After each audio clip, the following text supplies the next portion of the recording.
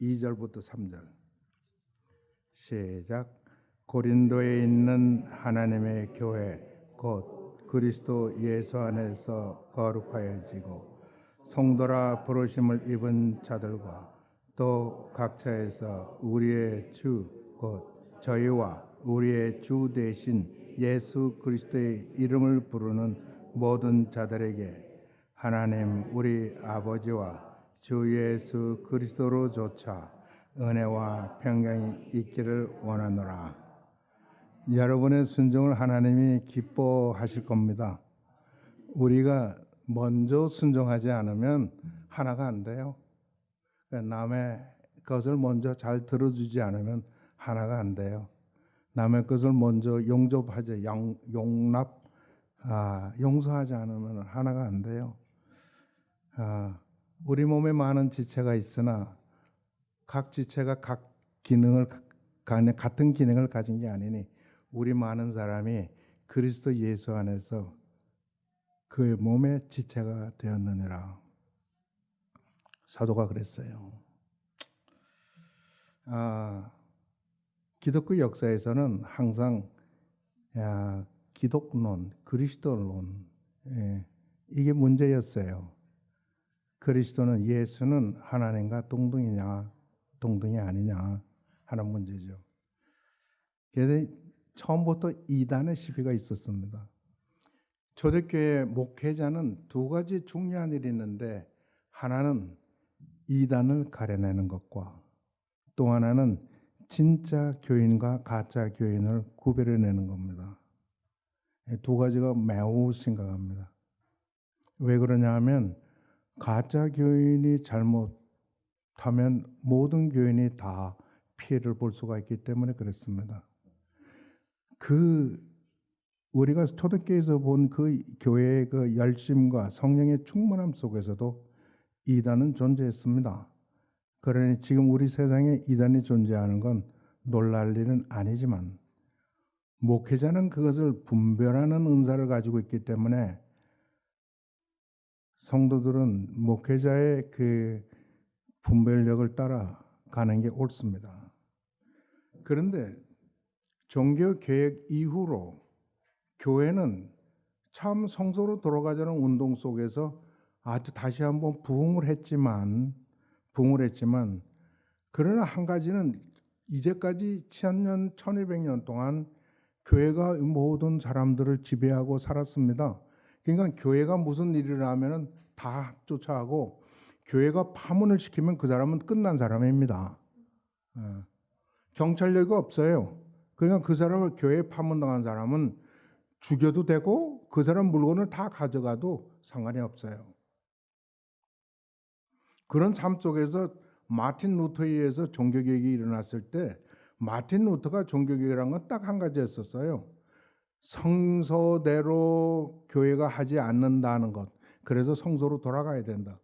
그런데 그 조건이 뭐였냐면 교회로 돌아가는 모든 자들은 믿음으로 구원을 얻어야 된다는 거예요. 이제까지 교회는 7가지의 성례를 해서 구원을 다 얻고 그렇게 했는데 아니야. 성경에 보니까 믿음으로 구원을 얻는다는 거예요. 그래도 했어요. 그런데 그렇게 해서 자유롭게 교회 생활을 했고 사도 바울, 우리 마틴 루터는 정말 위대한 일을 했습니다. 저는 그분을 좋아하는 게 그분에게는 오리지널이 있어요. 카피가 별로 없어요. 오리지널 띵커라 그래요. 오리지널 띵커. 원래 생각이. 그래서 이제 하시면서 우리가 보니까 사람들에게 전부 다 지금까지 뭐 교회 하나 라틴 성경으로만 다 읽었는데 아니다. 그래서 절면 성경을 만들었습니다. 예배를 이제까지는 저기 전부 다 성체 성사라 마스라 그래가지고 그게 하는 그게 아니고 우리와 같은 일반적인 예배를 만드신 분이 마틴 루터입니다. 노래도 이제까지는 특별한 사람들만 불렀어요.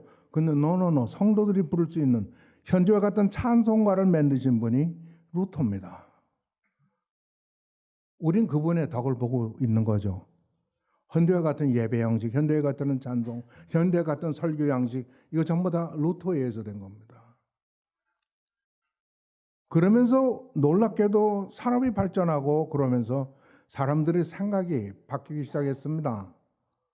그래서 현대까지 왔는데 쭉 줄여서 얘기를 하면 옛날부터 창세 때부터 그랬지만 인간은 하나님으로부터 도망가려는 그런 트렌드가 있습니다. 그래서 역사가는 이야기하기를, 인류 역사가는 이야기하기를, 땅은 가꾸지 아니하면 황폐해지는 경향이 있고 인간은 교육 훈련을 받지 않으면 하나님부터 멀어지는, 그러니까 패망의 길로 가는 게 있다. 맞습니까? 저를 보면 맞아요. 그래서 제가 성경줄이라도 읽으려고 그러는 건 잘나서 은혜가 충만해서가 아니에요. 사도 바울대로 내가 전파한 후에 떨어질까 봐. 다른 분들은 내 전도 이야기를 듣고 다 올라가고 하나님과 가까이 가는데 나는 떨어지면 안 되니까 내가 내 몸을 쳐서 복종하게 하면 내가 전파한 후에 내가 떨어질까 염려했더니, 사도 바울이 그랬다면 우리 같은 사람은 말할 것도 없잖아요. 교회는 현대에 있어서 제일 문제는 교회가 문제입니다. 그러니까 예전에는 기독론이 문제였었는데 이제는 교회론이 문제예요. 교회가 문제예요. 저는 그렇게 생각해요. 교회란 무엇입니까? 교회란 무엇입니까? 하면 대답하실 수 있는 분이 있나요? 신학 교수라면 하실 수 있겠죠. 그것을 가르친 사람이라면 제가 보니까요, 오늘 읽은 본문에 교회의 정의를 딱 말해주고 있습니다. 고린도에 있는 하나님의 교회, 곧 그리스도 예수로 말미암아 거룩하게 하심을 받고 성도라 부르심을 받은 자들, 그리고 각 처에서 우리의 주, 곧 저희와 우리의 주 되신 예수 그리스도의 이름을 부르는 자들, 거기에 고린도를 딱 빼버리면 하나님의 교회라고 정의가 나옵니다.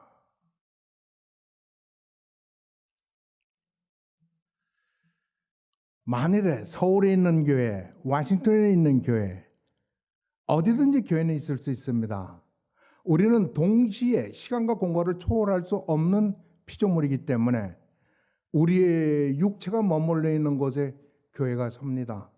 그러나 그 교회는 모두가 다 예수 그리스도로 말미암아 거룩하게 하심을 입은 자들이고 거룩한 자라 성도들이라 부름받는 자들이고 그들은 그리스도 예수를 주라고 부르는 자들, 그 이름을 부르는 자들입니다.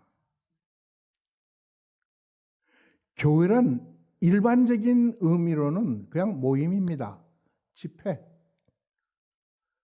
이 교회라는 말이 신약에는 115번이 나오고 구약에는 71번이 나오는데, 구약에 말하는 그 가을이라는 것이 교회로 번역됐는데 이 가을이 모임이에요. 집회, 민중.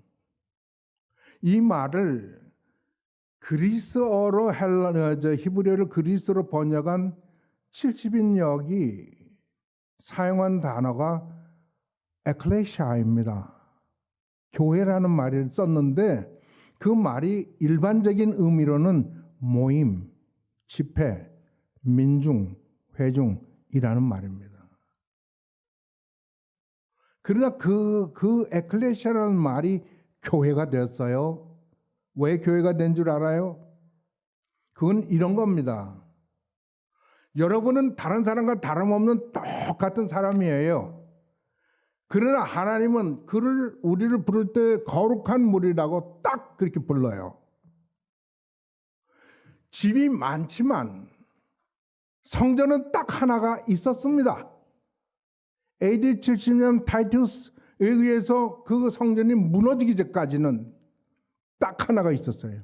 집은 많지만 성전은 하나입니다. 하나님께서 자기를 위해서 특별히 구별한 집을 거룩한 집 성전이라 불렀습니다. 그릇이 많습니다. 막도 있고.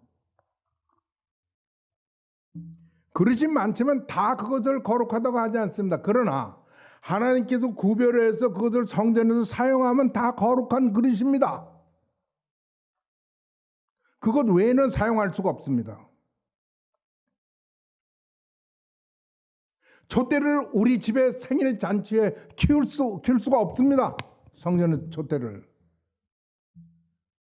떡 상자에 있던 떡에 얹어놓는 그걸 담아두는 그릇을 우리가 숲 그릇으로 사용할 수가 없습니다. 이유는 그것은 거룩한 그릇이기 때문입니다. 하나님께서 우리를 그리스도로 말미암아 거룩하게 하셨다. 이렇게. 누가 하셨어요? 전능하신 하나님이 하시고 누구를 통해서? 그리스도를 통해서 우리를 거룩하게 하셨어요. 우리가 거룩해지는 게 아니라 하나님이 우리를 거룩하게 만들면 우리는 거룩한 자가 되는 거예요. 성경에 우리에게 너희는 거룩한 자라고 이야기하고 하늘에서 천사들도 우리를 다 부를 때는 거룩한 무리라. 천사들도 아주 신기해서 쳐다보는 그런 거룩한 무리. 이게 교회라는 겁니다.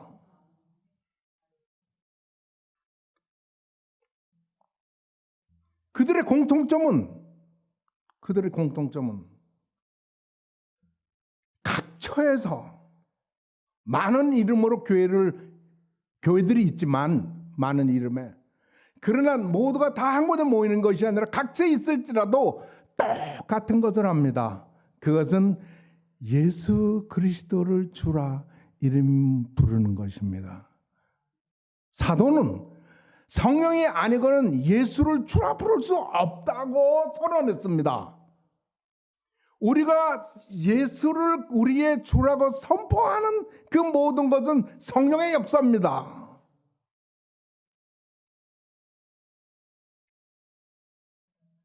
이야기를 계속합니다.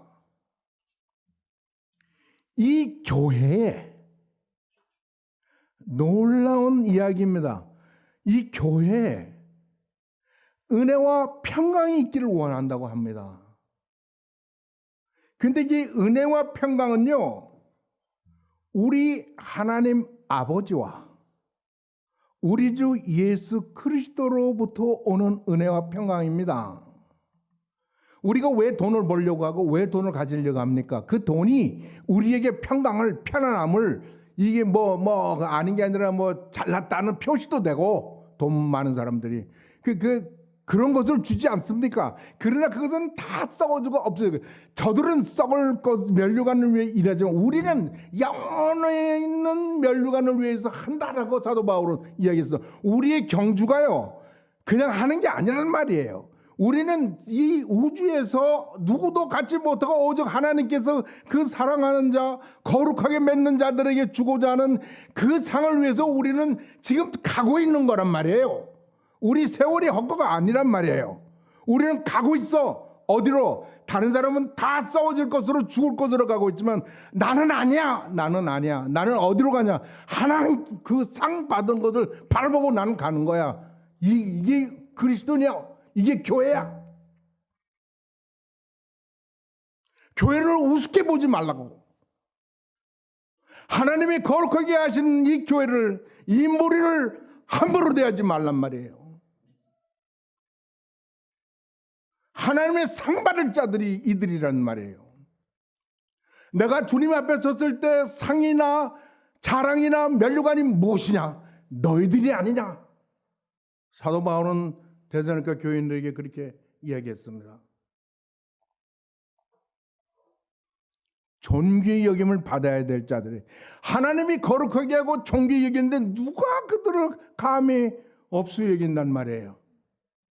만일 그런 자가 있다면 하나님이 가만 안 놔두시겠지. 하나님을 업수 여기니까. 이 복이 얼마나 넘치는 복이냐면 이스라엘 백성들은 하나님을 아버지라고 부를 수가 없었고 부르지도 못했어요. 그런데 우리 주님은 이야기하기를 나의 하나님 곧 너의 하나님, 나의 아버지 곧 너의 아버지, 이렇게 하나님을 소개하셨어요. 그 이후로 우리는 다 하나님을 아버지라고 불러요. 계시를 내가 받았다는 사도 바울은 이야기하기를 하나님의 영, 곧 우리 하나님의 영이 우리로 하여금 그 하나님을 아버지라 부르게 하셨다라고 이야기를 하고 있습니다. 그러니까 여기에 성령이 우리로 하여금 그렇게 부르게 하셨다는 것은 하나님조차도 부인할 수가 없다는 말입니다. 그러니까 우리가 아버지라고 부를 때 그래 정말 나의 아버지라 이 말이에요. 여러분은 그 아버지를 인식하면서 사시나요? 그 아버지와 우리 주 예수 그리스도로 말미암아 은혜와 평강이 너에게 있을지라. 이 은혜와 평강은 그러니까 그냥 축복 중에 축복입니다. 여러분이 멀티밀리언을 가지고 있으면 무슨 소용이 있습니까? 죽으면 끝이지. 자녀들에게 물려줘 보세요. 왜 부자가 가면 3대를 산다고 얘기합니까? 3대 이상은 없다고 말이죠. 아무리 돈이 많아도. 그러나 성경이 밝히 말하기를 우리의 이름이 생명책에 영원하답니다. 우리 이름이 내 이름뿐만 아니라 여러분의 이름, 예수님을 그리스도라 부르는 주라고 부르는 모든 자들에게 똑같습니다. 이 교회가 얼마나 아름답고 멋있고 귀중하고 중래차합니까?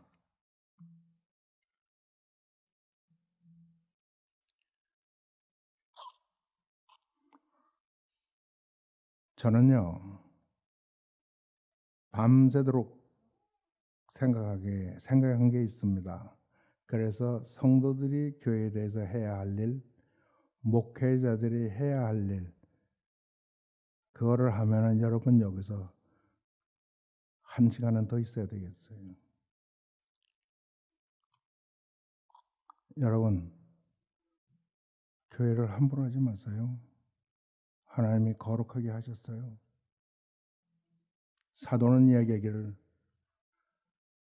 그가 마지막으로 예루살렘에 올라갈 때 에베소 장로들을 모아놓고 목회자들을 모아놓고 이야기하기를 하나님께서 성령 안에서 너희를 목자로 다 불렀다. 그래서 뭐 시키려고? 하나님께서 피로 사신, 그리스도께서 피로 사신이라고 안 하고 하나님께서 피로 사신, 이 말은 그리스도가 하나님이란 말씀이잖아요. 하나님이 피 흘려서 사신 교회를 치게 목회하게 하셨다. 그러니까 성도들은 어디 지나가다가 갈 데가 없어 오신 분들도 아니고 내가 좋아서 오신 분들도 아니고 아닌 게 아니라 그리스도 하나님께서 자신의 피를 흘려서 산 그분이라는 것을 잊지 말아야 돼요. 우리는 성도를 보면 거기서 그리스도를 봐야 돼요. 그리스도의 고난을 봐야 되고 그리스도 피값 주고 사신 것을 봐야 되고 왜 그가 십자가 위에서 마지막으로 모든 것을 다 이루었다고 말씀하셨는지 알아야 돼요. 뭘 이뤘어요? 우리를 다 피로 샀다는 얘기 아닙니까? 다 이겼다는 거 아닙니까? 모든 죄를 살떼는 거 아닙니까? 모든 마귀의 질책과 고소를 다 없애버렸다고 얘기하지 않습니까? 그들은 모이기 시작했습니다. 예수 그리스도의 이름으로. 그리고 성경을 쓰신 분들은 에클레시아라, 하나님의 교회라 불렀습니다. 교회에서 일어나는 모든 거룩한 일, 용서와 회개와 사랑과 모든 것은 성령의 역사입니다. 내가 아닙니다. 만약에 그런 것이 일어나지 않으면 성령이 떠나거나 근심하거나 그런 것들입니다. 그러면 어떻게 해야 됩니까? 회개해야 됩니다. 우리는 아이가 잘못되면 무릎 꿇습니다. 영주권 얻으려고 기도합니다. 돈 좀 얻으려고 기도합니다. 그거 제쳐놓고라도 우리 교회에 성령이 없으면 우리가 사랑이 식었다고 하면 그거 사랑이 식다고 이야기하지 마세요. 내가 옳은 말을 해서 다른 상대에게 마음의 상처를 준다면 그 나의 의로움이 무슨 선한 하나님의 것이 되겠습니까? 아니에요.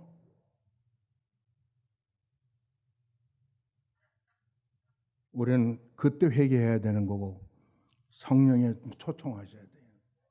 충만함을 요구해야 돼요. 그게 교회가 할 일이죠. 하나님의 영의 사람들이. 우리는 30년간 부족하게 살았어요. 그러나 문제는 앞으로예요.